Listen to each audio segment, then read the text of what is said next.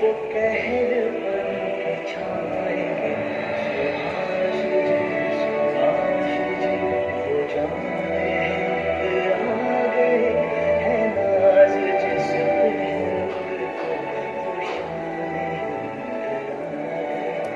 सुभाष जी सुभाष जी वो जाने हिंद आ गए है नाज जिस पे हिंद को वो शान हिंद आ गए। सुभाष जी सुभाष जी।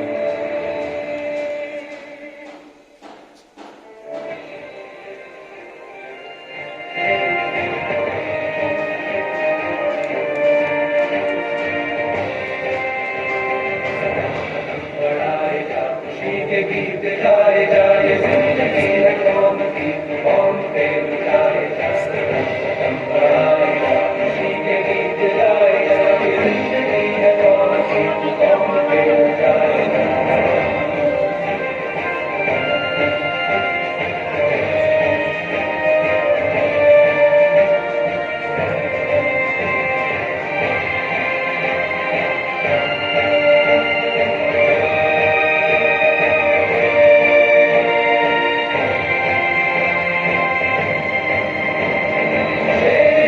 आगे बढ़ने से तू कभी न डर। उड़ा के दुश्मनों का सर तुझे वतन बढ़ाए।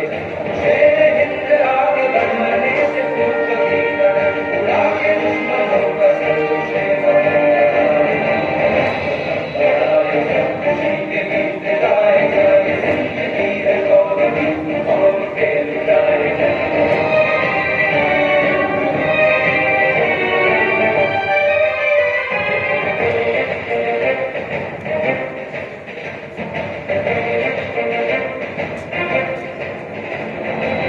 तेरी बढ़ती रहे खुदा तेरी सुनता रहे। जो सामने तेरे खड़े तो आग में मिलाए जाए। मत तेरी बढ़ती रहे खुदा तेरी सुनता रहे। जो सामने तेरे खड़े तो आग में मिलाए जाए। बढ़ाए जा खुशी के गीत गाए जाए। जिंदगी है कौम की कौम पे लुटाए जाए। बढ़ाए जा खुशी के गीत गाए जाए। जिंदगी है कौम की कौम पे लुटाए जाए।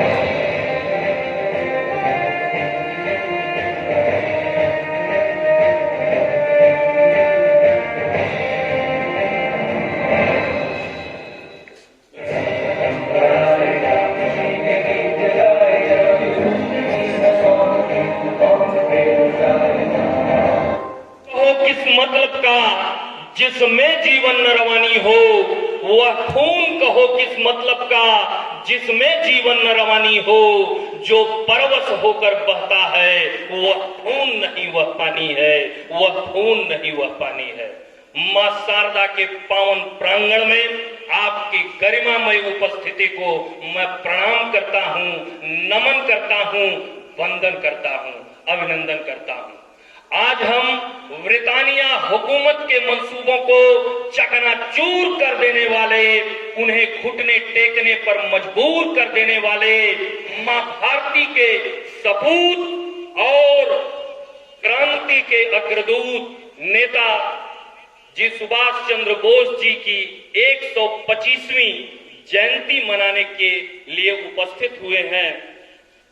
मैं सबसे पहले इस मंच से देश के समस्त देशवासियों को उनकी 125वीं जयंती के उपलक्ष्य में हृदय से हार्दिक हार्दिक अभिनंदन करता हूं, वंदन करता हूं। देश नेताजी सुभाष चंद्र बोस का नाम हमारे जेहन में आते ही तुम हमें खून दो हम तुम्हें आजादी देंगे, दिल्ली चलो, जय हिंद के नारे की अनगूंज हमारे कानों तक गूंजने लगती है। स्वतंत्रता संग्राम के समय इस नारे की गूंज केवल मात्र नारा नहीं था, बल्कि आजादी के परवानों के लिए यह एक ऐसा जज्बा था जो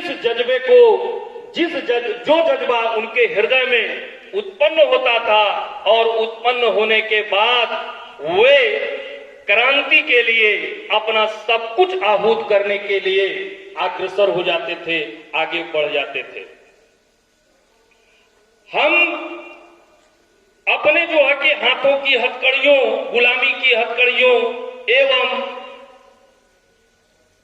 गुलामी के समय के उस दौर को यदि हम याद करते हैं तो फिर उसके बाद में अत्याचार और अन्याय की एक ऐसी दास्तान हमें जो है कि दिखाई देती है या लोगों के द्वारा हमें बताया जाता है, जिसे सुन करके हम कांप उठते हैं।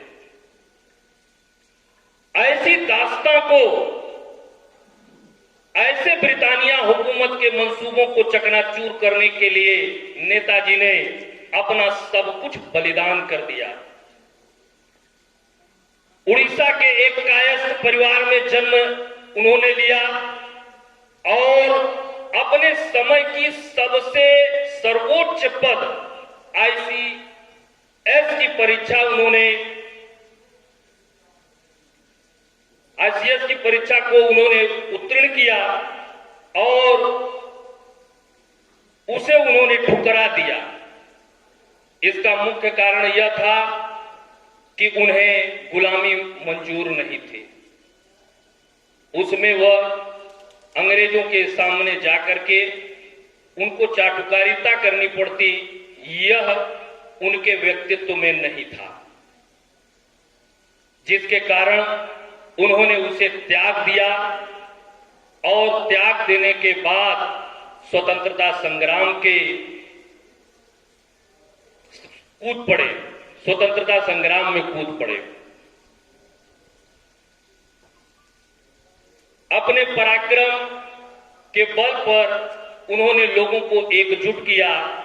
यही नहीं, वे जापान गए और वहां पर उन्होंने आजाद हिंद फौज की स्थापना की और उस फौज में लगभग 45,000 लोग उनके साथ कदम से कदम मिलाकर के ब्रिटानिया हुकूमत के मंसूबों को रोकने के लिए आगे बढ़ने के लिए तैयार थे। अपने इस अद्भुत पराक्रम के बल पर उन्होंने क्रांतिवीर के रूप में अपना एक अच्छा जो है कि नाम हमारे देश में स्थापित किया है। वर्तमान समय में हमारे देश की सरकार ने उनके त्याग, बलिदान, समर्पण भाव को ध्यान में रखते हुए उनके जन्मदिन को पराक्रम दिवस के रूप में मनाने का बड़ा ही प्रशंसनीय कार्य किया है, जो उनके द्वारा किए गए त्याग, बलिदान आदि को एक श्रद्धा भाव के रूप में प्रकट करता है। साथ ही साथ झारखंड राज्य से भी उनका अटूट संबंध रहा है और अपने आजादी के निर्णायक लड़ाई में वे यहाँ के गोमो स्टेशन से उन्होंने यात्रा की और जिसके कारण भारत सरकार के द्वारा उस स्टेशन का भी नाम सुभाष चंद्र बोस रख करके उन्हें श्रद्धा भाव प्रकट किया गया। और जिस ट्रेन से, कालका ट्रेन से उन्होंने यात्रा की थी, उस ट्रेन का भी नाम नेताजी सुभाष चंद्र बोस रख करके हमारी सरकार ने उन्हें श्रद्धा सुमन अर्पित किया।